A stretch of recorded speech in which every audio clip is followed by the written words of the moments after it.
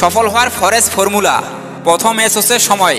সফল হতে হইলে আপনাকে সময় বের করতে হবে। আড্ডা, মাস্তি, পত্রিকা, পার্টি, টিভি, ঘোরাঘুরি সব কমিয়ে লক্ষ্য অর্জনের পিছনে সময় দিতে হবে। প্রিমিয়ার লিগে কে কয়টা গোল করেছে, গেম অফ থ্রোনের কয়টা এপিসোড শেষ হয়েছে, কোন খেলায় কে কয়টা শিরোপ জিতেছে, সেই হিসেব রাখতে গিয়ে নিজের সময় নষ্ট করলে সারা জীবন অন্যের জীবনের শিরোপ গুনতেই কাটাতে হবে। আপনার যেমন 24 ঘন্টায় একদিন হয়, সাকিব মুশফিকেরও 24 ঘন্টায় একদিন হয়। তারপরেও তারা সফল, কারণ তাদের সারাদিনের মধ্যে যতটুকু সময় পায় সেটা একটা কাজের পিছনেই লাগায়, খুবই ফোকাস থাকে। আপনার মতো 34টা জিনিসে ঠুকে দেয় না। দ্বিতীয় এস হচ্ছে সাহস। আপনার ভিতরে সাহসের গুণ থাকতে হবে। আপনি শুরু করলেই হোঁচট খাবেন, ব্যর্থ হবেন। একবার দুইবার না, বারবার ব্যর্থ হবেন। লোকজন নাক সিস্টার দিবে, টিটকারি মারবে, ফ্যামিলি বাধা দিবে, গার্লফ্রেন্ড মন খারাপ করবে।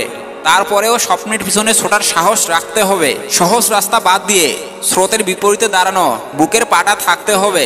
ভুল হবে, মিস্টেক হবে, ঝামেলায় পড়ে যাবেন, জেনেও সাহস করে নিত্য নতুন জিনিসে ট্রাই করে দেখাতে হবে। সাহস করে ঝাঁপিয়ে পড়তে না পারলে সফলতা উড়ে উড়ে আসবে না। তৃতীয় এস হচ্ছে সাধনা। একবার দুইবার খোসা দিয়ে 2-1টা 4-6 পিটানো সম্ভব, কিন্তু সেঞ্চুরি করা যায় না।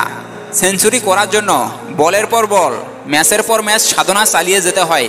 0 কিংবা 10-20 রানে আউট হলেও পরের দিন প্র্যাকটিস করতে হয়, আবারও মাঠে নামতে হয়।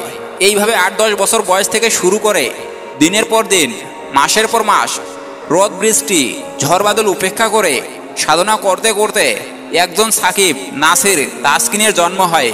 2-1বার ব্যর্থ হয়ে টিভি সিরিয়ালের পুরো সিজন আর বৃষ্টির দিনে ভুনা খিচুড়ি নিয়ে বসলে অলিল খলিল হইতে পারবেন, মাগার অন্তত জলিল হইতে পারবেন না। চতুর্থ এস হচ্ছে শর্ট স্টেপ। আপনি এক লাফে আসমানে উঠে যেতে পারবেন না, কোনো দিনেও পারবেন না। 10 তলা বিল্ডিংয়ের উপরে উঠতে হলে একটা একটা করে সিঁড়ি পার হয়েই উপরে উঠতে হবে। তাই ছোট ছোট স্টেপ বের করে সময় নিয়ে সাহসের সাথে সাধনা করতে পারলেই সফলতা আসবে।